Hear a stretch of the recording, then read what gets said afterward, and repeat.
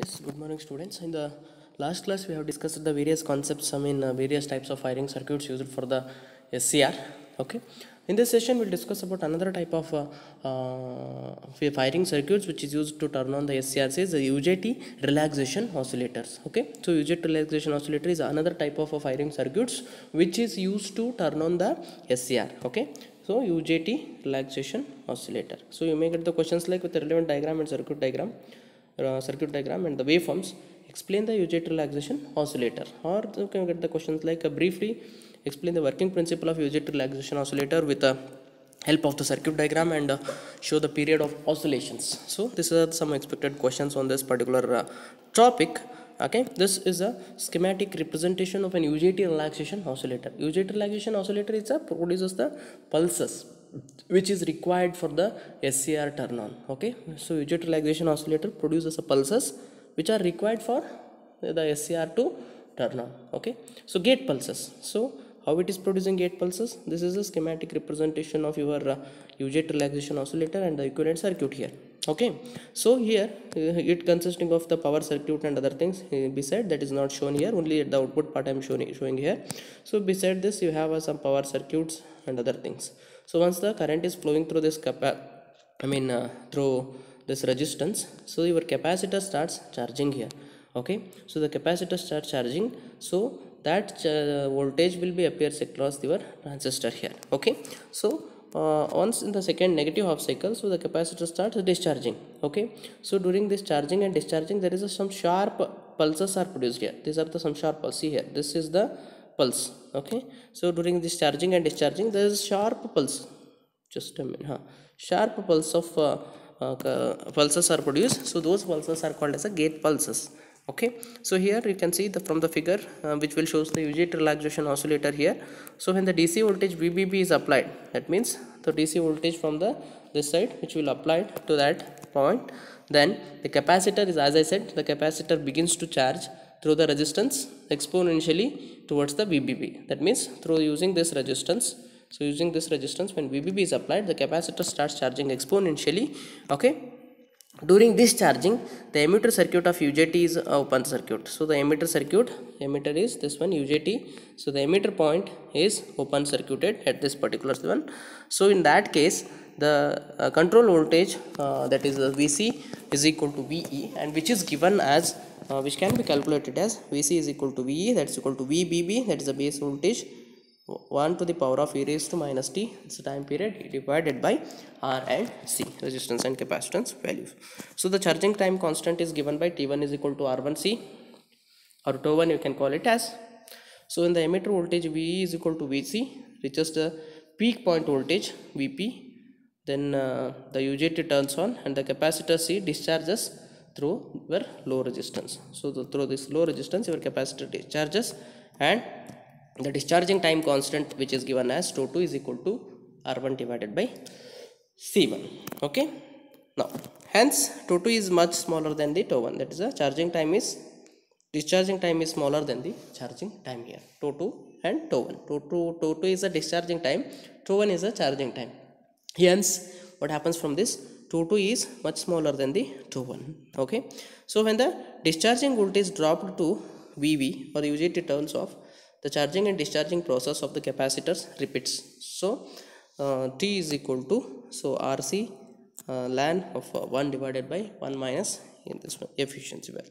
Okay, so R2 is used for the thermal stability of this one, and the value of the R2 can be calculated using this formula. You can just refer to this formula. If derivations are not included, just keep this formulas in mind. It will be helpful for following the problems. So the maximum voltage, maximum value of R is determined by, use this one. So R max is equal to VBB minus VP divided by IP, which is equal to VBB minus efficiency VB plus VD divided by IP. The minimum value of R is given by R minimum is equal to VBB plus VV divided by IP. Then R1 can be calculated as, using this formula you can calculate R1 is equal to VBB divided by leakage current minus R1 minus RB1 minus RB2. Using this you can calculate the R1 value. Okay, so these are the some of the equations that you need to remember to solve the problems. So the derivations of this are not included in your syllabus. Just remember those equations pertaining to UJT relaxation oscillator. Okay, so these are some of the list of formulas I have given. So the capacitor voltage and the charging time, discharging time, okay, and the sum of charging and discharging time, all these equations you just have to remember so to solve the problems. So these are around 10 to 11 questions, 11 equations are there. So it will be shared, the PDF will be shared, then you can easily to remember those equations. So these equations will help to solve the problems. Okay, let me talk to the problems now. So UJT is used to just we'll start with the problems on UJT relaxation oscillator. So UJT is used to trigger the thyristor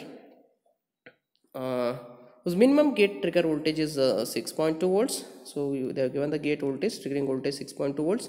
UJT ratings are this one 0.66 and IP is equal to 3 milliamps, YB is equal to 0.5 milliamps, RB1 plus RB2 is equal to 5 kilo ohm, leakage 2 milliamps, VP is equal to 14 volts and VB is equal to 1 volts, oscillator frequency is equal to 2 kilohertz and the capacitor is equal to 0.04 microfarad. So design the complete circuit. They are asked you to design the complete oscillatory UJT relaxation oscillator circuit.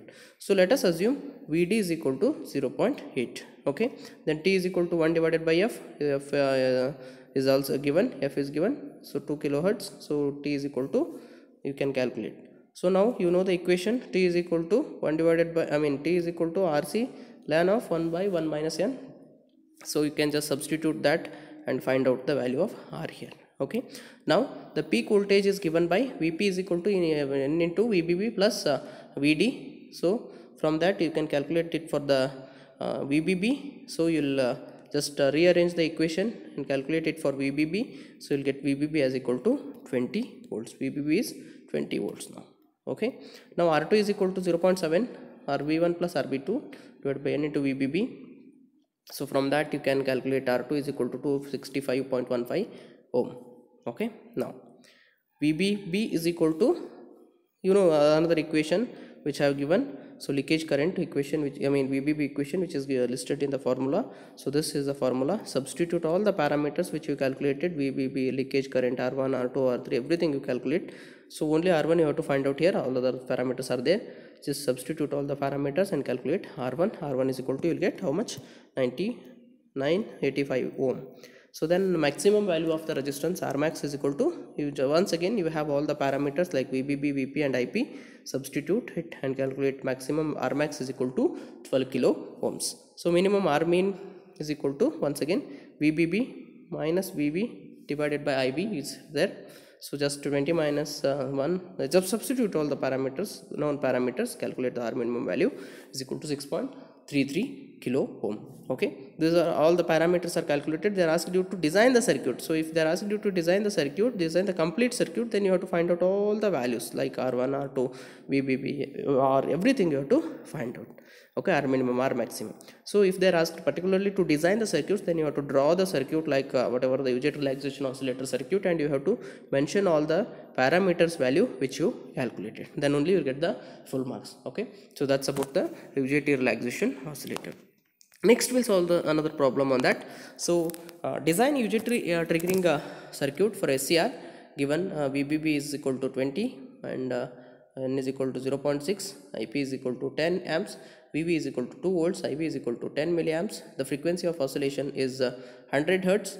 The triggering pulse width should be around 50 microseconds. Okay, so these are the given parameters. So from these given parameters, so you have to design the UJT relaxation oscillator. So you just first note down all the given parameters here. So once again the similar steps. So T you have to calculate first using the formula 1 by F. Okay, so after calculating T, you know the equation to T, the RC into ln of 1 by 1 minus N. So from that you calculate RC here. So assume C value and find out R value. Okay, here in the previous case, so C is given, so we can calculate R value, but here you assume RC, you find out.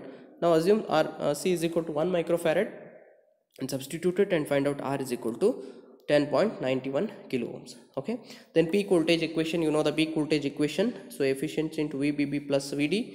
So you values are already given. Okay, if they are not given, VD you take it as 0.8 volts. Okay, diode drop. Okay, so substitute all those and calculate VP here. Now the minimum value of R, that's R minimum, is equal to VBB minus VB divided by IV. So equation, you know, substitute VBB, VB, IV value. So you will get the R minimum is 1.8 kilo ohm. Okay, so similarly R2 is equal to 10 to the power 4 divided by efficiency into VBB. So you can find out the R2 value here. So the pulse width is given, so T2 is equal to 50 microseconds, which is given. So we know the equation for the this one. What is that? Discharging time. T2 is equal to R1 into C. So from that R1 you calculate it. R1 is T2 is given. You can find out the R1 here. T2 is given. C1 is also given. So find out R1 now. Okay. Now once again, as they are asked you to design the circuits, so you just draw the oscillatory circuit and substitute the values of the parameters. Okay, so it's the third one, similar problem. So to design the circuit, this you can do it as homework, digit regression oscillator. The third point you can just take it as assignment 1. Then we'll go for the next concept, that is dV by dt protection. So SCR to be protected from the some of the faulty conditions. So we have two types of protections here. We have one is dV by dt protection and di by dt protection. So you just these are some expected questions on this particular topic. Okay, so you may, these are asked in a previous year question papers, like these are some of the questions. Okay, so here this is the SCR. This SCR is to be protected from the faulty conditions. So dV by dt, and this is the schematic representation.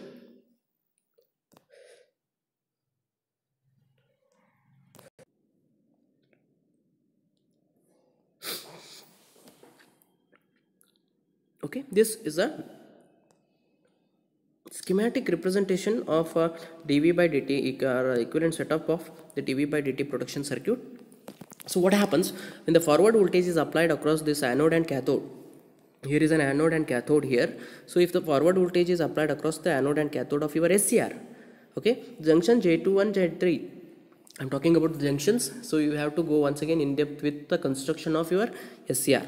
So it will not shown here in this particular diagram. So you just have to just recall the constructional diagram of your SCR. So in that, what happens, the junction J1 and J3 are forward biased. Okay, but the junction J2 is reverse biased and acts as a capacitor. So J2 is reverse biased and it will be acting as a capacitor.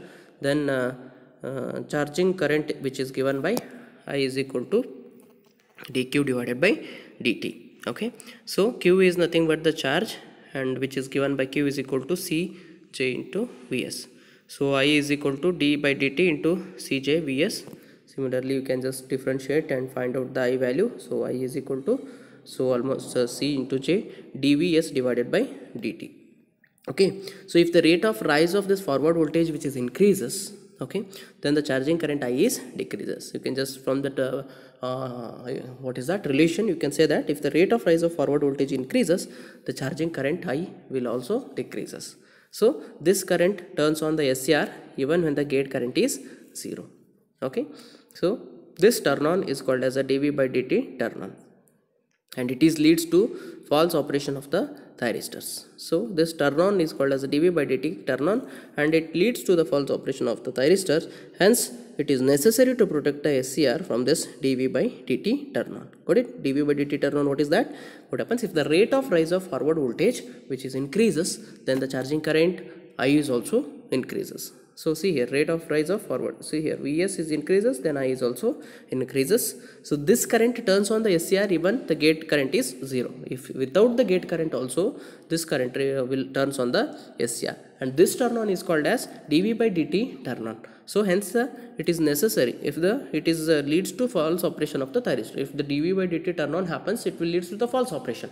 That is why it has to be necessary to protect the SCR from this dV by dt turn on method. Okay, then next is the di by dt protection.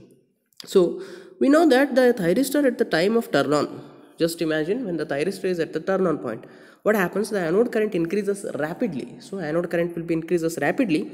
So this rapid variation of anode current does not spread across the junction areas.